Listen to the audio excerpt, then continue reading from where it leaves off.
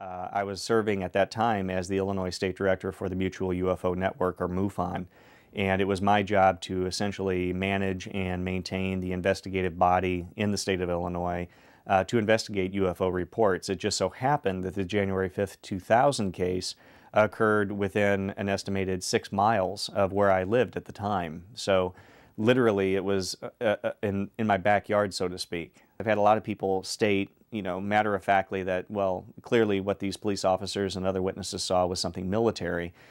I have a hard time accepting that when you can look at reports that go back 60 years, spanning worldwide, various countries, and describing essentially the same type of craft, similar lighting characteristics, similar flight dynamics. If you subscribe to the fact that this was some top-secret military experimental aircraft, we have to conclude that it was using some radical new type of propulsion technology. The witnesses either described lack of sound or a faint humming sound, nothing related to conventional aircraft as we know it. And when you look at the flight dynamics associated with this aircraft, it was something radically different than aircraft as most of the witnesses knew it. Most of the police officers were used to patrolling around Scott Air Force Base in the general environment. And they knew what aircraft looked like. They knew what aircraft sounded like. This was nothing like what they had seen or heard before. Where we stand with the January 5th, 2000 case at this point is, as I mentioned, an open case. We can't conclude, we cannot close the case. We have to talk about the fact that this is still an open case. Eyewitnesses may still come forward. And in addition, we have the military that had to know about this object. Whether you subscribe to the fact that it's a military craft, whether you've subscribed to the fact that it's an extraterrestrial craft of unknown origin, in either case, the fact that this was sighted so close to a major Air Force base has to be of defense interest. Where we stand, though, is the fact that if this is military, if this is some top secret technology, as many people have alluded to, in another 10 years, we'll be looking at the 20-year anniversary of the January 5th, 2000 case. Any top secret aircraft from 2000 should at that point be declassified. If 30, 40 years from now, they still have not unveiled a triangular object, then clearly I think that shows that this is something of non-terrestrial origin. This is not something that our military or the defense industry were able to invent and test fly over southern Illinois.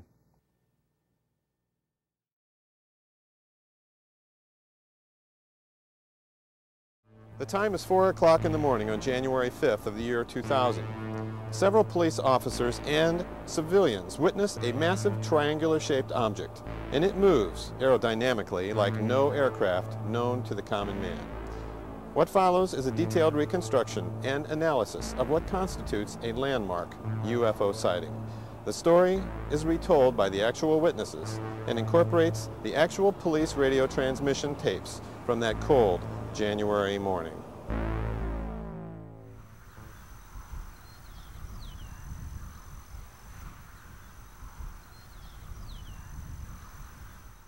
I got in here about 4 o'clock in the morning, and as I got out of my pickup truck, I happened to look over in the northeast, and I seen that bright star, which I thought it was a star, shining down this way. So I goes in the inside, was in there for a few minutes, and came back out to get in my truck, and I looked over there again, and I thought to myself, oh, that's awful bright and awful low, and I just kept watching it, and I went, it's moving. So I kept my eyes on it, and I just, as it came into the city of Highland here, over these trees right here, I could see under it. It was like a custard red lights, and it was like a 2-story house with a little penthouse on top, and had, oh, I don't know, 6 or 8 windows in it, and there was just a bright light on the inside, but all the same. And as it was traveling so slow, right over these treetops, it just kept it moving. And I was just standing here watching it going out of Highland, and there was windows in the back of it, and I thought to myself, I could barely see it. Well, there would be nobody would believe me what I seen if I don't tell somebody. So I figured, well, I'll go down to the police station and to see if they could see anything. Well, I just received a call from Highland PD. Reference to a truck driver just stopped in. and said there was a flying object in the area of Lebanon. It was like a two-story house.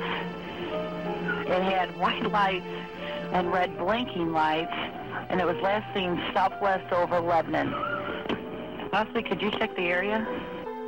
I asked CENTCOM if they were joking, because again, I joke around with some of the dispatchers there, and they said negative. It's a joke, right? No, this is not a joke.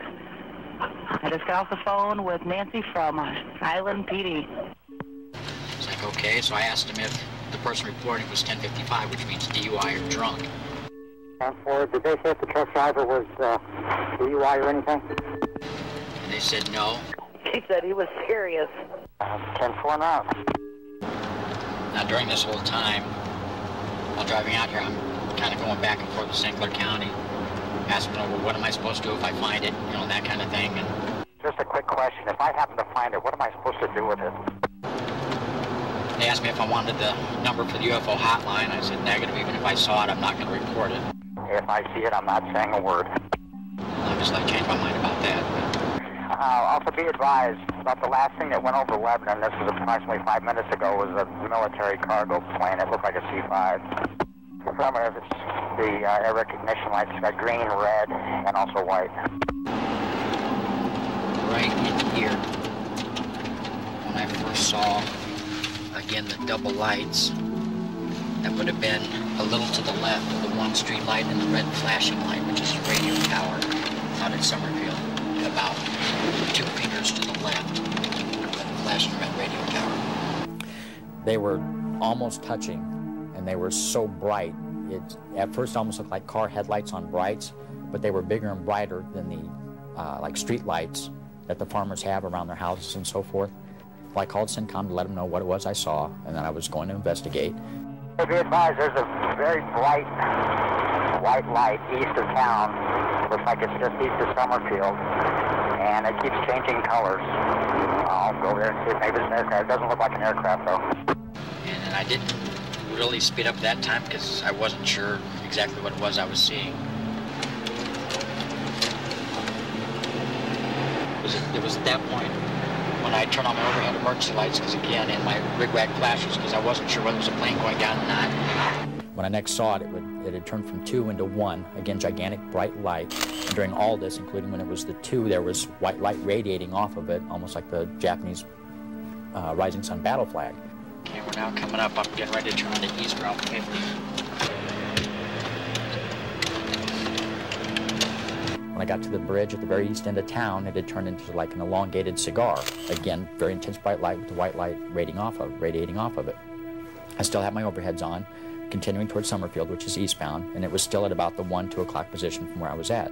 Ground 5404. If you would you contact Scott Air Force Base to see if they have anything flying in this area, please? It was right here when I noticed that it looked like it was coming towards me.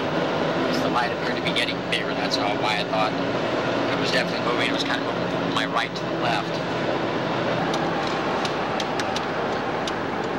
When I saw it was definitely moving towards me, I pulled over to the side of the road. And right where I pulled over, there's a sign that says, test pavement next 21 miles, big green sign.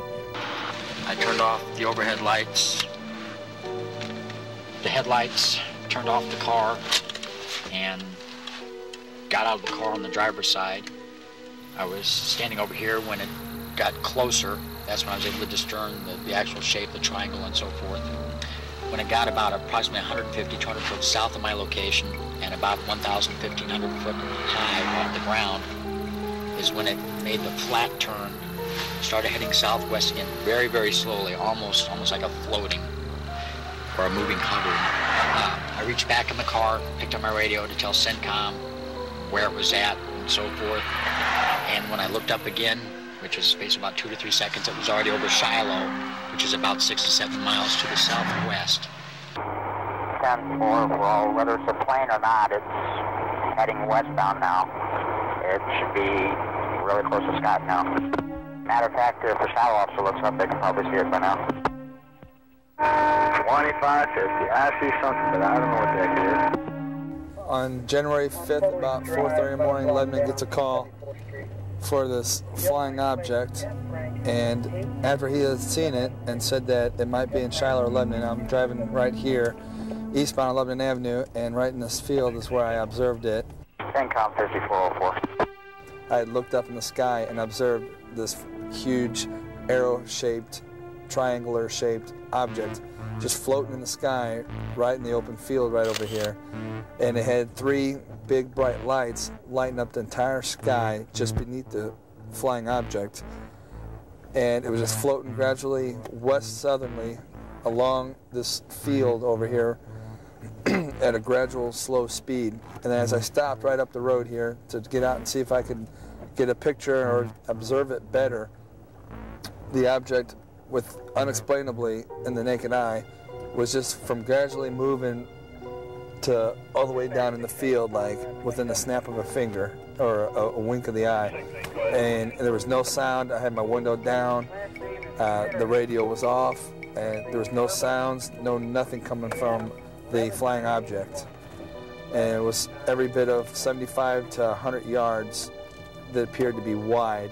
I didn't get a very good look at the length-wise. Next thing you know, it just was down the road. CENTCOM 6004. Go ahead. I've got that object inside also. Are you serious? It's huge. 10-4. And that's when I first saw it. It was a huge object. It was an arrowhead-shaped object. It was concaved in the rear, and it was huge. For the size of the object, it was moving very slowly. Only about 500 to 1,000 feet off the ground. It was very low, so I got a real good look at it. There were 3 lights to the rear of the object, one in the center and one on either side, on the right and left side. And then in the center of the rear, in the concave section, it was like a strobing white light that got bright and then dimmed off as the strobing effect went across. Then on the bottom center of the object, I observed it was a red blinking light. It headed straight to the north, and then as it banked, it made a distinct tilt, and then it turned and went toward the St. Louis depot direction, which would be to the northwest. So that you saw a distinct bank? Yes, it didn't sway in the wind or anything like a blimp possibly would. So I hopped out of my patrol car, went to the rear of the trunk, grabbed the Polaroid, and snapped a quick picture of it as it headed to the north. What does it look like to you? It's kind of V-shaped. Looks like it's possibly headed toward Lambert. Snapped the picture. It was cold out, and Polaroid camera didn't work real well, and with the coldness and being just a Polaroid camera, and not real good night, but... CENTCOM 6004. Go ahead, 6004. Does Dupo have a Polaroid? That I don't know. From the time they told me that Millstead had seen it, I drove probably about 5 miles down the highway and pulled off the side of the road to look, and another officer from a neighboring town came up, and I told him what I was doing. We both laughed about it and made a few jokes, and he left, and I got back in my car and went maybe a quarter mile, and I seen something in the sky. And then, you know, before I'd seen a couple little planes, because Parks Airport's about 5 miles from here. They were coming in, but then after I seen this other object, it didn't appear to be like any plane I'd seen before. 6004, 3923 on County 2. 6004, Dan. I'm not sure if this thing item that you said, it's one here appears to be pretty high in the area. When I first seen it, with binoculars, you can see the different colors. Now it just appears to be white. Very large. It's hard to tell. It's pretty far off in the distance. I looked at it with binoculars. It looked a lot brighter. The lights were a lot more, I guess, had a lot more brightness to them than a regular aircraft would. And about that time, the dispatcher called me back again. I didn't know if I still seen the object. I said yes, and she said that Lambert Airport's on the phone. They said there's nothing in the area around you.